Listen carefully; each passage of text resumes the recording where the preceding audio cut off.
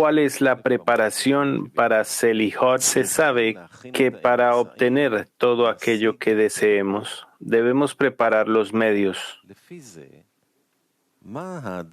Conforme a esto, ¿qué debemos preparar para recibir Selihot, perdones?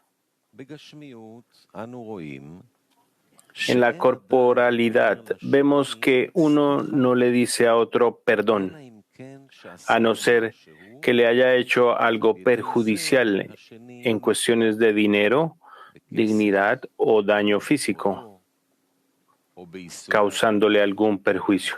En este caso, se puede decir que uno debe pedir perdón del otro para que éste perdone el mal que uno le ha hecho. Aquí hay dos discernimientos. El primero, si él no le hizo nada, pero le pide perdón, la otra persona lo mirará como si estuviera loco. Si viéramos a alguien caminando en la calle diciendo a todos, lo siento,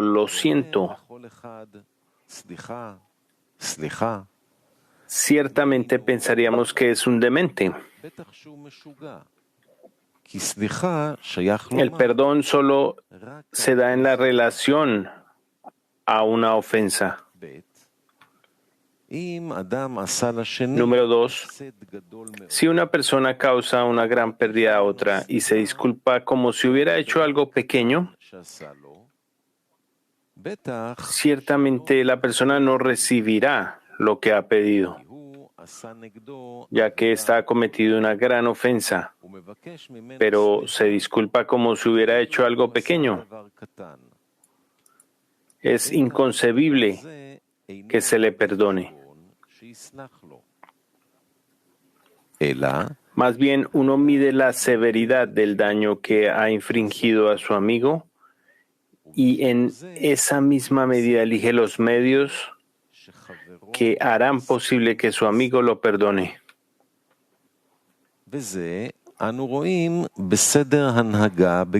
Vemos en las conductas corpóreas cómo se comporta la gente con respecto al perdón entre personas. Y a partir de esta conducta entre una persona y otra, debemos aplicar el mismo orden entre el hombre y Dios. Es decir, cuando uno va a pedir perdón al Creador para que Él perdone sus pecados, también son aplicables estos dos discernimientos anteriores. Número 1, que uno no se disculpe por nada, sino solo por haber lastimado al otro, o de lo contrario será percibido como un demente, o como si se estuviera burlando del otro pidiéndole perdón. Y número 2, la petición del perdón debe coincidir con la medida del daño causado al otro. Por lo tanto, cuando uno viene a pedir al Creador que perdone su pecado contra él, porque la persona ha mancillado su honor, la persona debe pensar en su pecado contra el Creador. Esto es así porque si una persona no siente ningún pecado, pero aún así pide perdón, es como si estuviera bromeando. Clama, llora y pide el perdón del Creador mientras que no siente que haya dañado la gloria del Rey en absoluto. La razón por la que una persona no siente sus pecados es como dijeron nuestros sabios. Si el hombre comete una transgresión y la repite, se convierte para esta como algo permitido. Esta es la razón por la cual el hombre no siente sus pecados cuando viene a pedir perdón al Creador. De acuerdo con el segundo discernimiento, discernir la medida del pecado, resulta que primero hay que reconocer la medida de la falla que ha cometido en la gloria del Rey. De lo contrario, no se puede hablar de perdón. Por lo tanto, en la mayor medida posible, uno debe tratar de pedir que el Creador perdone sus pecados conforme a estos. Es decir, que tengan el mismo peso.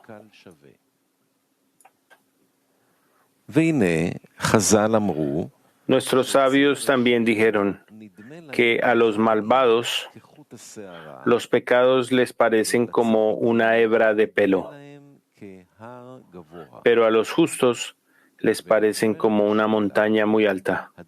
La pregunta es, ¿qué quiere decir parecer? Es decir, les parece, pero ¿cuál es la verdad? La cuestión es que cuando uno no se da cuenta de ante quién está pecando o no siente la importancia y la grandeza del Creador, a la persona le falta fe. En este momento es cuando uno comienza a pensar, pero yo soy un judío también.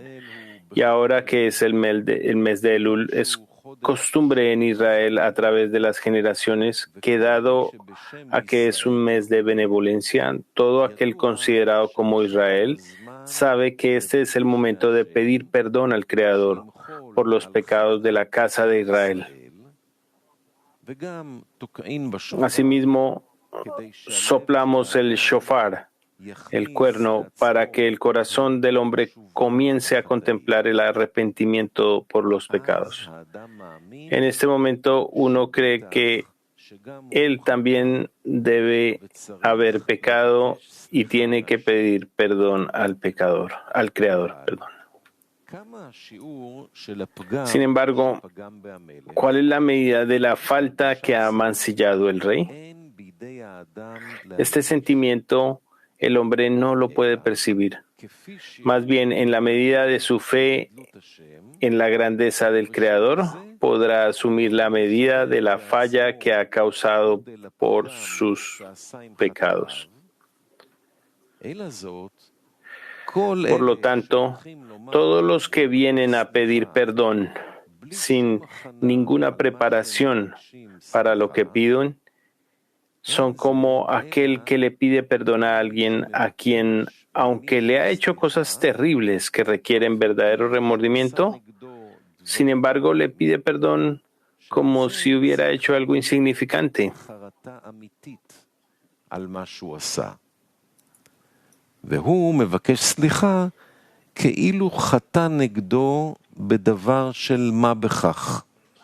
Naturalmente, la petición del perdón tampoco tiene un valor real, como debería ser con una verdadera transgresión. De esto se deduce que antes de que uno venga a pedir perdón, primero debe reflexionar sobre la esencia del pecado y después puede analizar los pecados que fueron causados por la esencia del pecado. Uno debe saber que la esencia del pecado con la que mancilla y desde la cual se extienden todos los otros pecados es que no está tratando de tener fe permanente.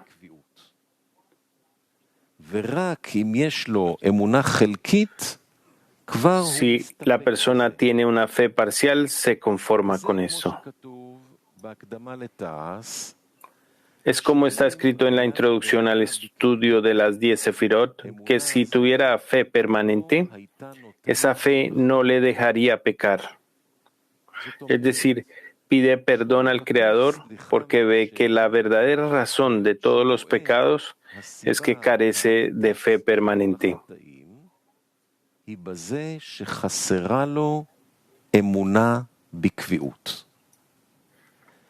Por lo tanto, la persona le pide al Creador que le dé esa fuerza, es decir, que sea capaz de tener siempre una fe inquebrantable en su corazón. Por supuesto, la persona no vendrá y cometerá pecados y mancillará la gloria del Creador porque está no siente la grandeza del Creador o porque no sabe cómo apreciar la gloria del cielo y cómo no dañarla.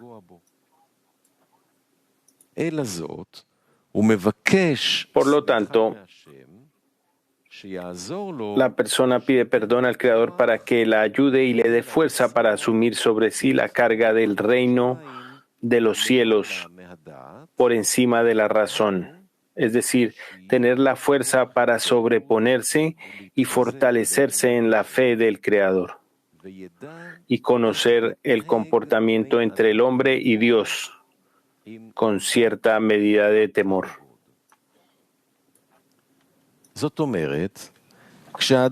Esto significa que si uno reflexiona, la persona verá que solamente necesita una cosa: hacer una introspección sobre la diferencia entre judío y gentil. Por lo cual, bendecimos cada día. Bendito seas tú, Señor, por no haberme hecho gentil. Pero uno no presta mucha atención a lo que dice, por no haberme hecho gentil. Es decir, no se plantea a sí mismo de qué manera es Israel y no un gentil. Debemos saber que la principal distinción está en la fe. Israel cree en el Creador y un gentil no tiene fe en el Creador. Una vez que conoce esa diferencia, la persona debe comprobar su medida de fe en el Creador. Es decir, como está escrito en la introducción al estudio de las 10 Sefirot, cuánto está dispuesto a hacer concesiones por su fe en el Creador. Entonces, así, la persona podrá ver la verdad, es decir, si ésta está dispuesta a hacer cosas exclusivamente en beneficio del Creador y no en su propio beneficio, o si está dispuesta a trabajar para el Creador solamente en una pequeña medida. Elohim no lo quiera. Es decir, que tiene que mancillar el amor propio, de lo contrario no podrá hacer nada.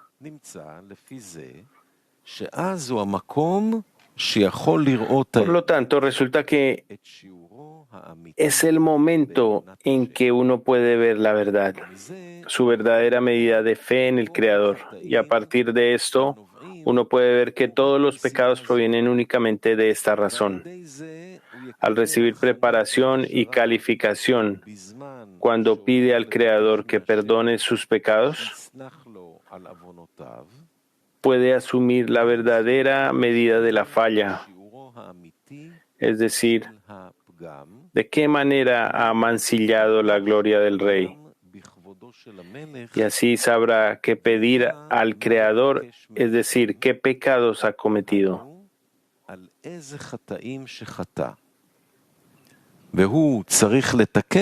Y él tiene que corregirlos para no volver a pecar de nuevo.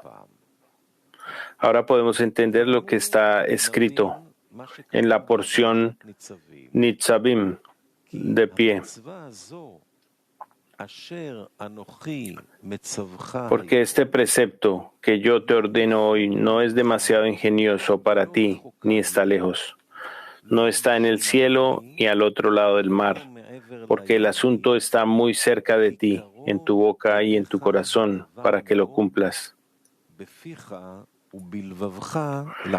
Las palabras porque este precepto, ¿a qué precepto se refiere? También deberíamos entender el significado de no es demasiado ingenioso para ti. La cuestión es que la esencia de la misbah, precepto, es la misbah de la fe, es decir, creer en el Creador. Después podemos guardar sus misbot. Todos los calumniadores y todas las obstrucciones vienen por la misbah de la fe. El cuerpo comienza a hacer muchas preguntas, tanto las preguntas que el propio cuerpo hace como las preguntas sobre la fe que el cuerpo escucha de otras personas. Y llegan al hombre como un buey al yugo y como un burro a la carga. Cuando quiere asumir el yugo del reino de los cielos, es decir, todo por encima de la razón. De repente el cuerpo se vuelve inteligente y comienza a investigar y a preguntar quién, qué, y de ninguna manera nos permite asumir la misma de la fe. Las preguntas del cuerpo son tan potentes que uno no puede dar respuesta a estas preguntas. Entonces el hombre se desconcierta y no tiene fuerzas para superar sus lícitos argumentos conforme a la razón,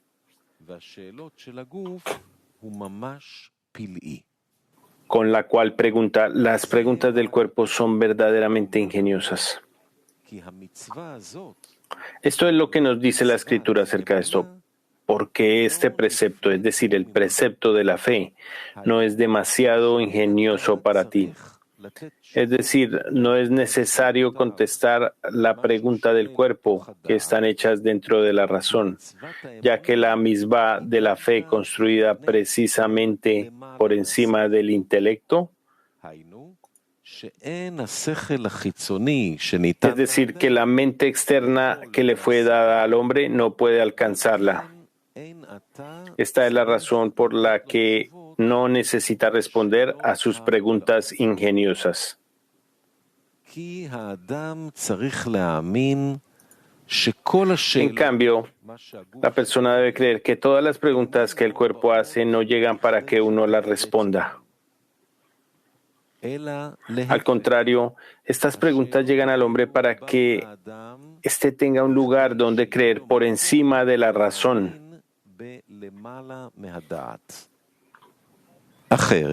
De otro modo, si el cuerpo entendiera con intelecto que la persona quiere trabajar para el Creador, estaría dentro de la razón.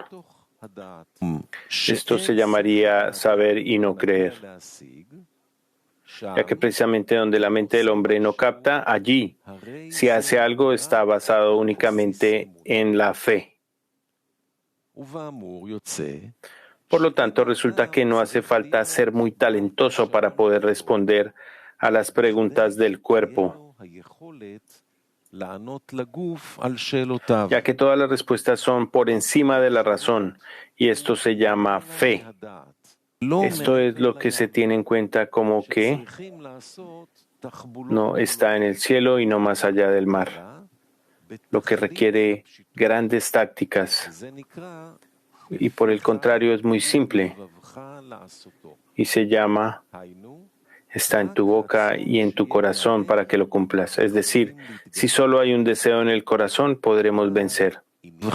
Pero la cuestión de por encima de la razón requiere aclaración, ya que hay muchos discernimientos que hacer aquí. Bala Sulam dijo que por encima de la razón significa que uno debe representarse a sí mismo como guardia. ¿Cómo guardaría la Torah y las misbot si su razón determinara que vale la pena dedicarse a la Torah y a las misbot? Es decir, si se sintiera el sabor que hay en cada misbot. Uno debe creer del mismo modo que hay placeres corporales, como el placer de comer, beber o respetar, o el respeto, donde cada cosa tiene un sabor diferente. También debemos creer que hay un sabor especial en cada mitzvah.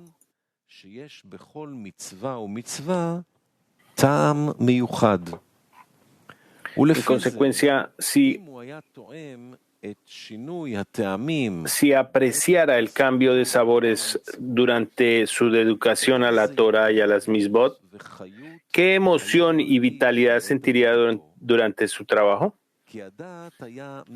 La razón le obligaría a hacerse una imagen del trabajo adecuada a un siervo del Creador. Todas las cosas que quieren interrumpir su trabajo las vería como intrascendentes, indignas de su atención. Conforme a la representación antes mencionada,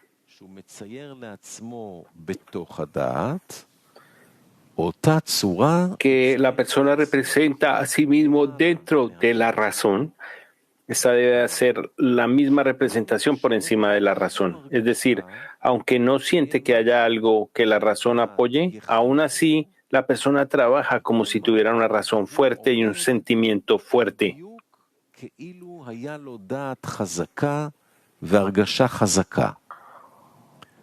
Al hacer esto, se considera que la persona trabaja por encima de la razón.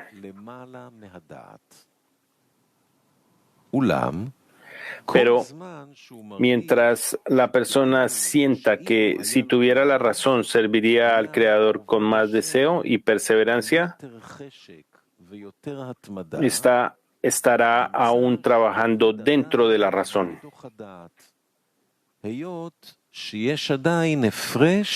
Ya que todavía hay diferencia entre la razón y por encima de la razón. Precisamente cuando no hay ninguna diferencia, se considera por encima de la razón.